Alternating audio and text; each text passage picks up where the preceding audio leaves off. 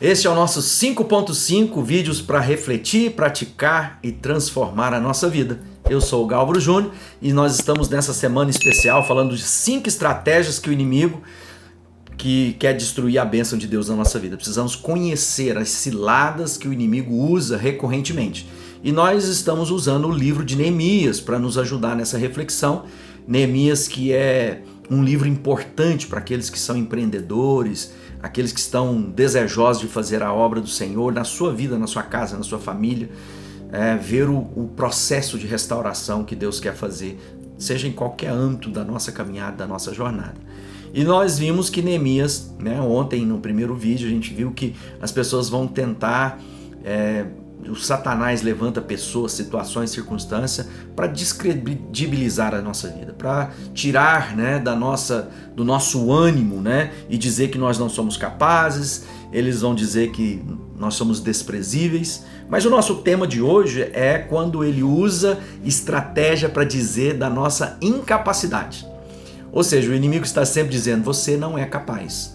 E talvez isso tenha entrado na sua mente, isso tenha sido uma voz recorrente desde a sua infância, no seu trabalho, enfim, uma série de situações que o Satanás usa para tentar impedir a plenitude de Deus na nossa vida.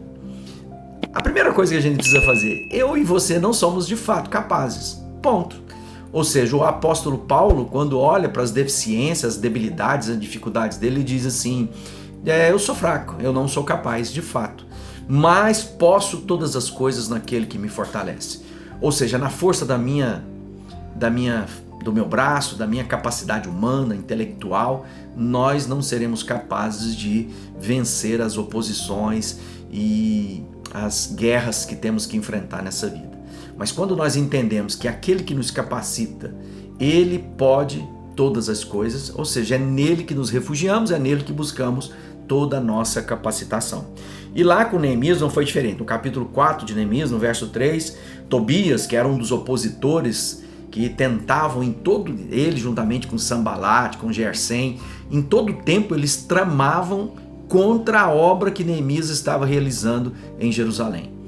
Então há estratégias, externas, declaradas, e internas e sutis, acobertadas. E nós precisamos na nossa vida cristã ter discernimento com quem compartilhamos os nossos planos, com quem abrimos o nosso coração e a nossa intimidade, porque é necessário ter discernimento espiritual, porque as forças malignas reagirão contra a obra que Deus quer fazer em mim e em você. Por isso, uma das tramas e uma das estratégias do inimigo é dizer que eu e você não somos capazes. E a melhor forma de desarmar é dizer de fato que não é na força do nosso braço e na nossa capacidade.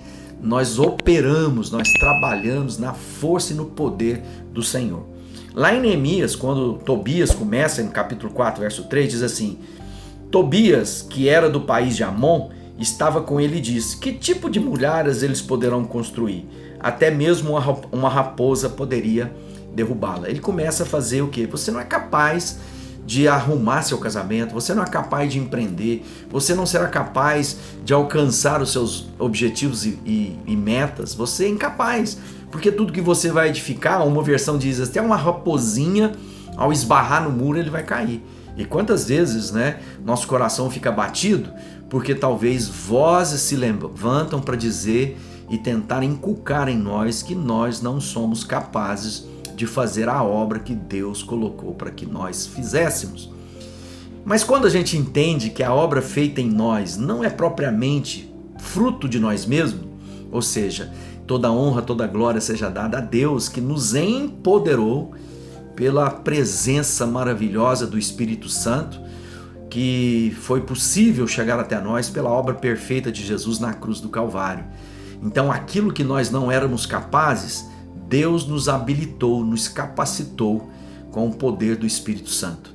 Ou seja, quando nós buscamos em Deus refúgio, fortaleza, direção, quando nós buscamos no Senhor orientação, nós podemos vencer. Por isso, não permita que essas vozes de ciladas em que talvez estão restringindo, estão limitando os seus sonhos. Sonha alto, mas não despreze pequenos começos, como diz o profeta.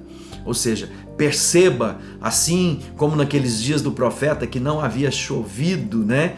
E ele via a nuvem do tamanho de uma mão e ele diz, pode correr que vai chover. Então olha para aqueles pequenos começos, a pequena semente que Deus quer fazer e lembre-se que o Senhor nos capacitou para fazer a sua boa obra. A obra que nós podemos fazer com o nosso braço, com a nossa mão, é uma obra que não provém do Senhor. A obra que precisa do milagre de Deus na nossa vida, da presença dele e do Espírito Santo de Deus, essa sim é a obra que Deus tem. Então não permita que essas ciladas de ideias restringidoras, né, que restringem o nosso pensamento, ideias que vão limitar os sonhos de Deus, ocupem lugar no seu coração e na sua mente. Você pode todas as coisas naquele que te fortalece. Deus abençoe.